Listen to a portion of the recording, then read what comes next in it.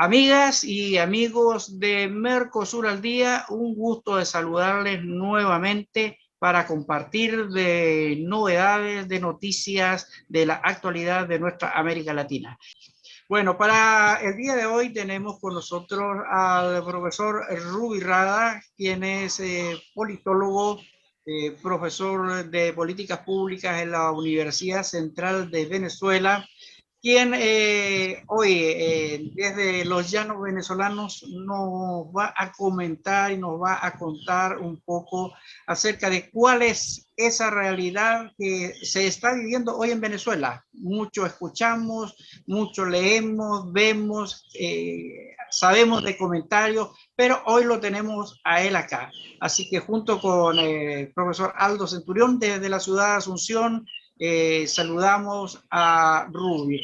Ruby, te doy para que saludes ahí y luego Aldo para que le dé también la bienvenida a nuestro micro del día de hoy. Muchísimas gracias, profesor José. Muchísimas gracias, profesor Aldo.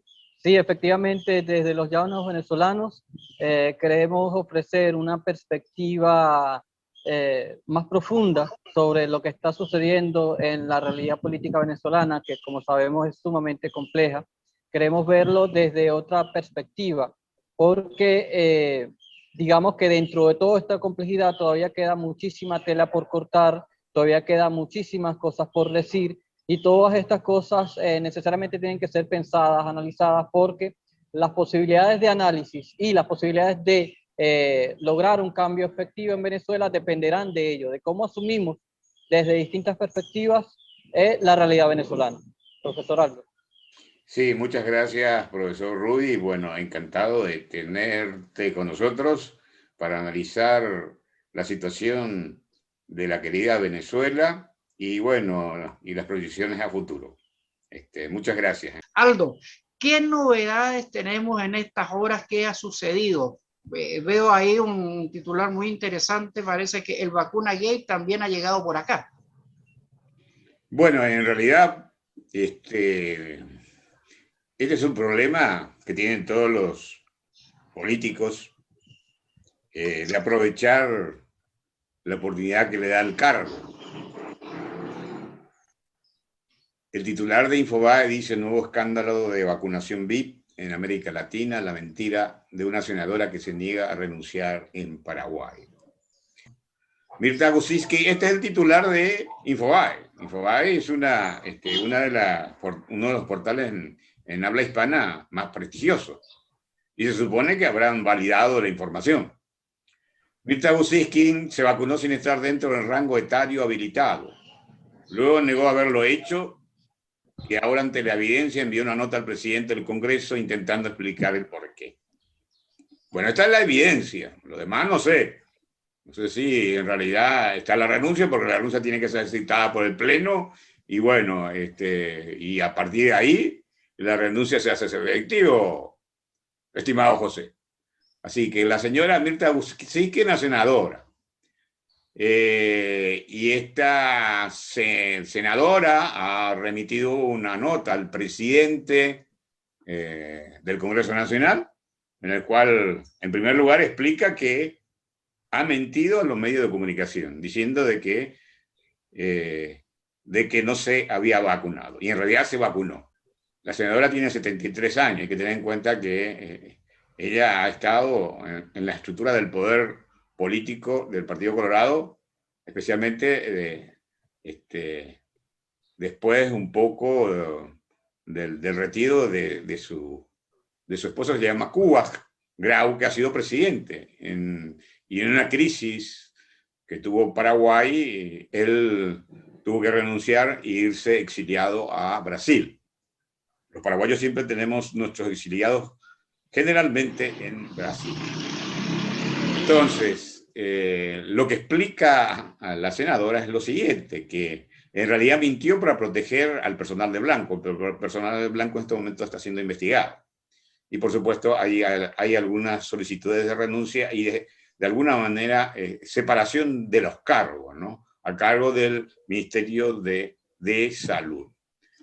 La senadora tiene 73 años y explica que ha estado en este tiempo enferma y y también hospitalizado en algunos de los hospitales privados del país, ¿no? Entonces lo que les pide a los senadores es que, explicando esta situación, que consideren la medida más adecuada y por supuesto, pide disculpas a la ciudadanía y al pleno de la Cámara de Senadores. Bueno, en nuestro punto de vista es lo siguiente. Es muy difícil, primero, confiar en una persona si en la primera vez miente. Entonces, no sabemos si todo este relato es cierto. Segundo, el cargo público exige una responsabilidad por encima del ciudadano común. Y todos juran, cuando asumen, velar por la Constitución, por la ciudadanía, por portarse bien. Y en general se portan mal. Porque aprovechan el poder político de alguna manera, ¿para qué? Para tener privilegios. Estos son los privilegios que tienen los políticos tradicionales, que hace mucho tiempo sobreviven en América del Sur y en muchos países, y que están empobrecidos por este tipo de políticos. Tercero, la honorabilidad, dice, honorable Cámara de Senadores. ¿Dónde está? ¿Son realmente honorables nuestros políticos que están en las cámaras de senadores o diputados? Eso se devela con la conducta. Así que veremos qué pasará, y especialmente en esta semana, que supongo que se va a reunir el Pleno, y si es que ha presentado la renuncia, se aceptará o no. Habría que ver un poco el desarrollo de esta cuestión. Pero de hecho, la ciudadanía ya la ha condenado. Con respecto a este tema, no solamente ha sucedido en Paraguay, sucede hoy en Paraguay. Casos similares, 4 ministros en Perú, Argentina y Ecuador renunciaron en febrero o todavía están siendo investigados bajo sospecha de haber recibido u otorgado acceso preferente a las casas de inyecciones sobre el COVID. Y eso pasa también en Brasil y en otros países. O sea, y fíjense acá, que la vacuna no sea un privilegio. Este es el mensaje que una señora en Argentina expresa de esa manera. Entonces, sí es un castigo dado el sacrificio que están haciendo la mayoría de los ciudadanos, el de privilegiarse por tener un poder transitorio en su momento, y en realidad ese poder debería ser de ejemplo y no de mala praxis. Así es, José, con respecto a Paraguay. Sí, pues ese problema que como tú recién estabas mencionando sucedió en Ecuador, en Argentina también. El Vacuna Gate fue muy conocido porque las vacunas se hacían dentro de la instalación del ministerio. También sucedió en algunos casos en Brasil. No sé en el caso de Venezuela si también hay conocimiento de situaciones similares, Ruby. Sí, de hecho se hizo público hace algunas semanas que la ex esposa del expresidente ya fallecido, Chávez, se vacunó, fue público y generó mucha crítica entre la ciudadanía venezolana porque no se encuentra dentro del grupo de alto riesgo y que debería ser priorizado para la puesta de la vacuna. Sin embargo, es prácticamente público que ministros y funcionarios públicos de alto nivel se han priorizado, digamos, a sí mismos en términos del acceso a la vacuna, mientras que la enorme mayoría del personal médico y la enorme mayoría de los sectores más vulnerables, especialmente los adultos mayores, no están vacunados. De hecho, se habla de que en julio, de julio a agosto, comenzarán a llegar las primeras grandes dosis de vacunas a Venezuela, del mecanismo COVAX, y posteriormente se comenzará a producir una vacuna de origen cubano llamada Abdala. Pero básicamente la enorme mayoría de la población venezolana no tiene hoy en día acceso a la vacuna, y es notable el caso de Paraguay, es notable el caso de Brasil o Perú, porque a diferencia de lo que ocurre allá, aquí cuando un funcionario público se tiene evidencia de que se vacunó, no necesariamente el hecho de que caiga en polémica ante la opinión pública no necesariamente eso implicará la renuncia. Aquí muy pocas veces se ve el caso de un funcionario público renunciando tras un escándalo. Muy pocas veces se ve el hecho de que algún asociado al gobierno renuncie porque estuvo involucrado en tráfico ilegal de medicinas o porque estuvo involucrado en que se vacunó a destiempo. Eso es muy raro acá. De hecho, cuando revisamos el historial de renuncias, tanto de diputados como de funcionarios públicos, son muy escasos los casos de ese tipo. Entonces, eso creo yo que es una diferencia radical entre lo que sucede en otros sistemas políticos y este sistema político, donde asumir las responsabilidades individuales no es precisamente una virtud generalizada. Bueno, eso es un poquitito, ¿verdad? El problema que tenemos con las vacunas. Por otro lado, tenemos que ya en Colombia, si bien las protestas disminuyeron, no han cesado, pero terminó con la renuncia del ministro de Hacienda. Saldo en la población civil, se habla que fueron 17 los muertos y más de 800 los heridos que quedaron. Eso era hasta el día de ayer. Y esperamos que ahora ya haya un diálogo dentro del Congreso Nacional y el Poder Ejecutivo y también las autoridades de Hacienda para solucionar el conflicto que se generó, ¿verdad? La semana pasada con esta alza de impuestos que estaba proponiendo el saliente ministro de Hacienda. Es un proyecto que ya terminó. Por otro lado, tenemos que hoy en Bolivia, Aldo, están asumiendo todos las autoridades que fueron electas en las elecciones pasadas, los gobernadores, los alcaldes y los concejales hoy empiezan a asumir, así que veremos qué es lo que sucede dentro de los próximos días. Hay algunos que ya están pidiendo auditorías que se van a hacer a la gestión de los salientes que llevaban en algunos casos varios años en el poder. Sí, y es interesante porque todos los países deberían ingresar en una senda de fortalecimiento de la democracia y una de las maneras de fortalecerse es a través de, primero, de políticas de largo plazo aplicadas por cada uno de los gobiernos que asuman, que en la mayoría de los casos duran 4, 5 años, 6 años, y de otra también el respeto del otro, de la oposición. Uno de los grandes problemas que estamos teniendo en América del Sur y en otros países también, que una vez asumido, el gobierno confronta a los que anteriormente estaban. Las auditorías son buenas y deben realizarse, porque en términos generales, cada gobierno parece que tiene su propia Contraloría o su propia Procuraduría inclusive, y su propio fiscal y su propio Poder Judicial.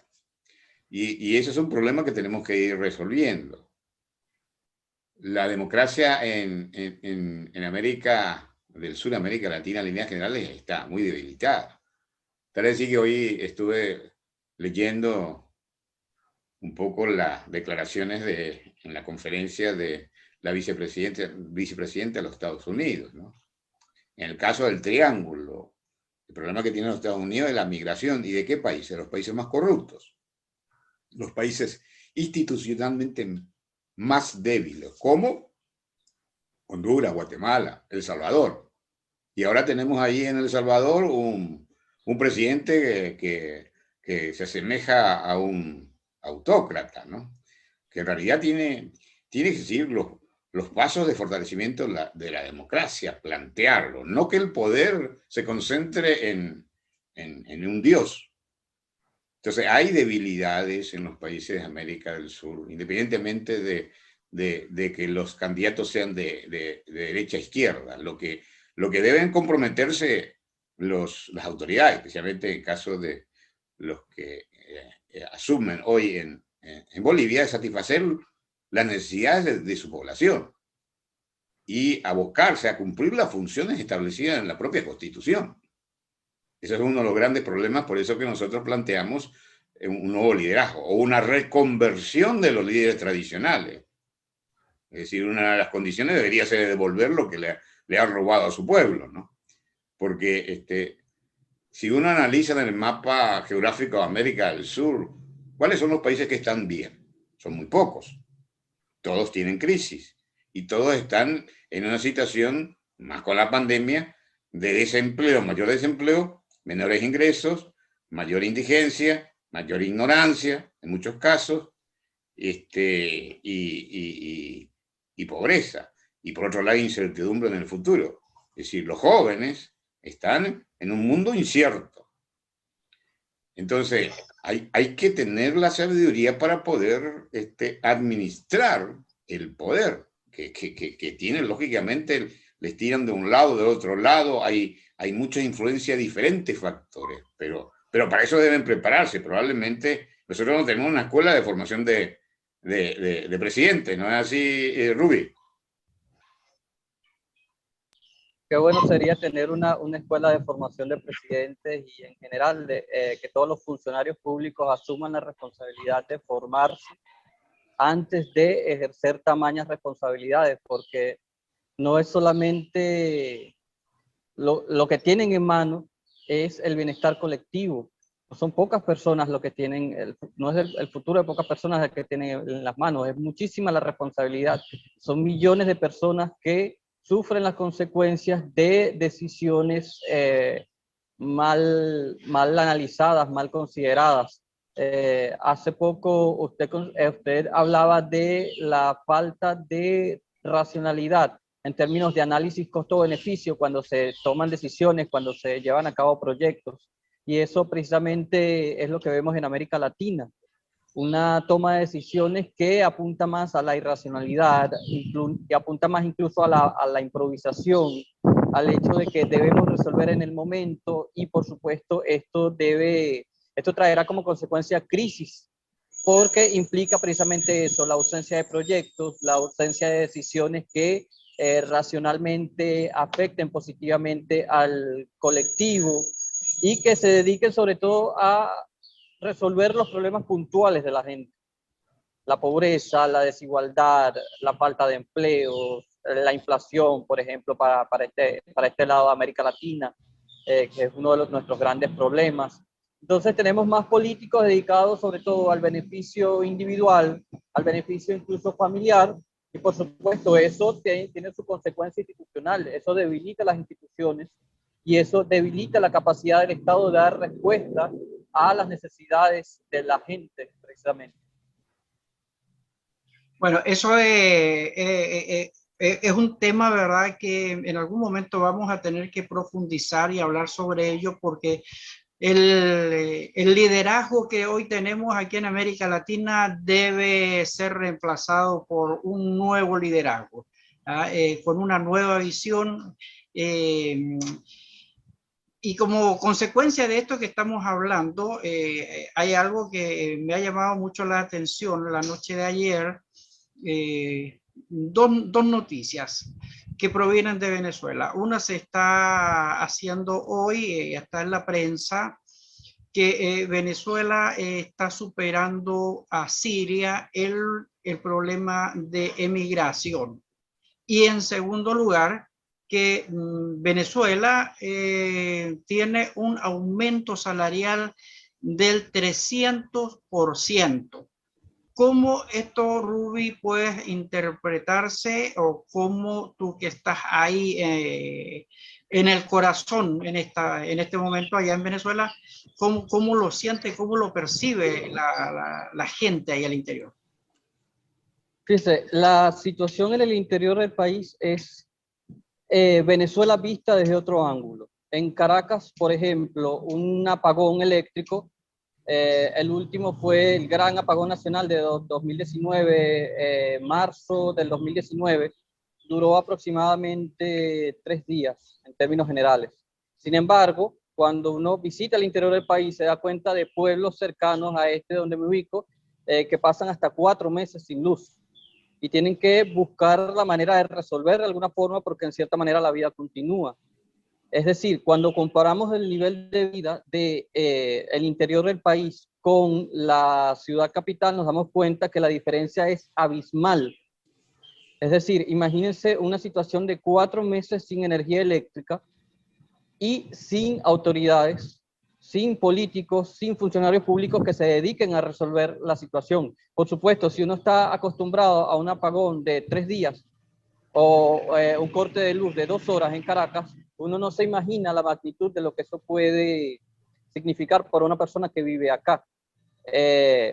Entonces eso ha generado en gran parte una migración hacia la ciudad capital. El gran deterioro de los servicios públicos no solamente afecta la energía eléctrica, sino también que afecta el agua, afecta por supuesto los modos de vida de las personas, afecta la actividad económica en general y eso genera una migración interna que recuerda a una Venezuela de hace 100 años, cuando se establecieron las grandes ciudades en torno a la industria petrolera y ello generó una migración interna, sobre todo hasta las grandes ciudades de Oriente, hacia Maracaibo, incluso hacia Caracas. Hoy en día vemos una situación en la que desde el interior del país migran personas hacia la capital y a su vez vemos una migración en sentido externo, que no se ha detenido por causa de la pandemia, se ha reducido porque las fronteras están cerradas y los vuelos están detenidos, están prohibidos, pero continúa la migración hacia los países cercanos, sobre todo hacia Colombia, sobre todo hacia Perú, Ecuador, Brasil, y esta migración, digamos que se hace a través de pasos irregulares, a través de las llamadas trochas, que son controladas por grupos irregulares, que son controlados por militares venezolanos, que son controlados por delincuencia organizada y por supuesto esto coloca en situación de vulnerabilidad extrema a los menos pudientes, que son al final de cuentas los que deciden buscar nuevas oportunidades de vida en los países más cercanos. Entonces esto precisamente es la consecuencia del deterioro de las condiciones de vida del país, de la falta de empleo del país. Por ejemplo, en esta zona donde me encuentro, una de las grandes fuentes de empleo era la ganadería y la agricultura, y hoy en día, a partir de la crisis económica actual, todas estas actividades han disminuido su participación en la economía local, y esto sucede no solamente acá, sucede en todas las regiones del país donde la agricultura, la ganadería son la base de las fuentes de empleo y las bases de las fuentes de riqueza nacional. Para el caso específicamente de la provincia, porque como sabemos Venezuela basó su economía durante muchos años en el petróleo, en la venta de petróleo, y hoy en día prácticamente Venezuela no solamente no lo produce, tampoco lo exporta, sino que se ha convertido de la noche a la mañana en el transcurso de estos últimos años en un país importador de petróleo, en un país importador de gasolina, y vemos, por ejemplo, una situación que ocurre en el interior del país, en la que surtir de gasolina un vehículo es sumamente complicado, sumamente difícil, requiere un esfuerzo físico, psicológico, mental tremendo, porque son cientos de venezolanos intentando surtir de gasolina frente a una gasolina escasa. Y una gasolina de la cual no se tiene garantía que venga la próxima semana o dentro de 2 meses. Todo dependerá de los acuerdos que haga el gobierno central con Irán y con aquellos países que se dedican a enviar buques de gasolina aquí a Venezuela. Sin embargo, se han dado unos primeros pasos para la reactivación de las refinerías del Palito, Amuay, Carrón, en el estado Falcón, y ello es insuficiente. No hay equipos, no hay personal capacitado porque el personal capacitado migró. El que queda básicamente, como usted lo mencionaba, previamente están ganando formalmente un aumento, están saliendo beneficiados con un aumento del 300% del salario mínimo. Pero ¿qué significa este 300% del salario mínimo? Significa que si hace 3 días un funcionario público ganaba alrededor de 1.5 dólares, hoy en día, perdón, disculpen, ganaba menos de $1, hoy en día gana 3.5 dólares.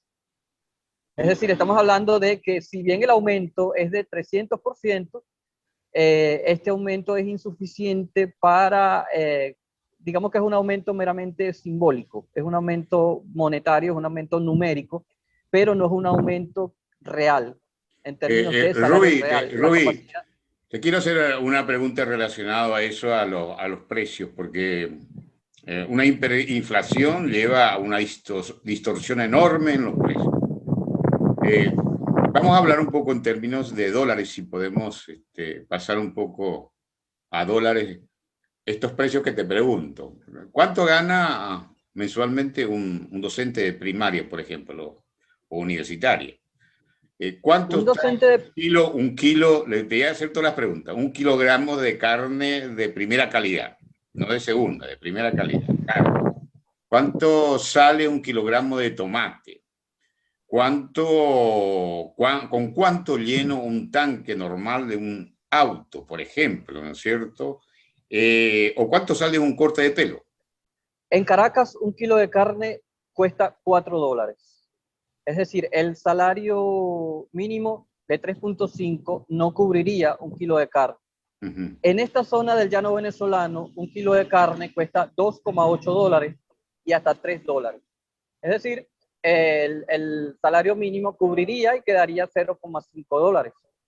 Un auto de 60 litros, siempre y cuando sea gasolina con precio, la que llaman precio internacional, que es de 0,5 dólares por litro, saldría, suponiéndose que tenga 60 litros, que tenga capacidad de 60 litros, saldría en 30 dólares. Y digamos que más o menos los precios oscilan de la mayoría de los productos de la cesta básica, oscilan entre 1, 1.5 y hasta 3. Estamos hablando de harinas, aceite, azúcares, verduras. Es decir, cuando nosotros tomamos el salario mínimo de 3,5 dólares, nos daría para comprar alrededor de 1 o 2 productos, dependiendo lo que vayamos a comprar. Y eso evidentemente es insuficiente, y eso es lo que gana un maestro de primaria, eso es lo que gana un profesor universitario, siempre y cuando, siempre y cuando paguen, porque no necesariamente, para el caso de las universidades, no necesariamente pagan. Y ello indica que por este 300% es prácticamente una medida populista, es una medida que solamente se hace para la prensa. En la prensa digamos, se promociona, se ve como un logro. La prensa oficial ve como un logro el hecho de que se haya aumentado el salario mínimo, pero realmente, ¿qué fue lo que se aumentó? Porque el maestro que recibe 3.5 dólares al mes no tiene capacidad de cubrir una mínima porción de la canasta básica alimentaria, y por supuesto se ve obligado a buscar otras fuentes alternativas de ingreso. Me comentaban hace poco el caso de los maestros de esta zona. El caso de los maestros de esta zona se dedican a vender helados en sus casas, a vender hielo, a vender cualquier otro producto, tortas, dulces, y ganan muchísimo más desde su casa que acudiendo a las escuelas. Por supuesto, esto ha implicado una deserción laboral tremendísima y una deserción escolar tremenda, porque los maestros no tienen incentivos para trabajar, y por supuesto esto afecta a la educación de los niños venezolanos. Una pregunta también relacionada a eso. ¿Qué porcentaje de la población come menos de lo que desea comer? ¿Come menos de lo que desea comer por razones de desabastecimiento o porque no tiene ingresos? Fíjese, hoy se habla de al menos un 80% de la población que no tiene capacidad de cubrir la canasta básica. La canasta básica tiene digamos, hay distintos patrones de medición. Hay una, por ejemplo, en Caracas que se llama la canasta Petare, que incluye alrededor de 7 productos básicos para cubrir la semana, y eso cuesta entre 19, 18, 19, 20 dólares máximo por semana para una familia de 4 personas. Con un salario de 3,5 es imposible cubrirlo, evidentemente. Entonces, esto, cuando hablamos de la canasta básica en general, la canasta mensual que incluye una mayor cantidad de productos, estamos hablando de que se necesitan alrededor de 250 dólares para una familia de 4 personas. Y estamos hablando de que la mayoría, la enorme mayoría de los ciudadanos venezolanos no tienen la capacidad de cubrir 250 dólares al mes, por mucho que se dediquen a actividades informales como la venta de helados o la venta de tortas.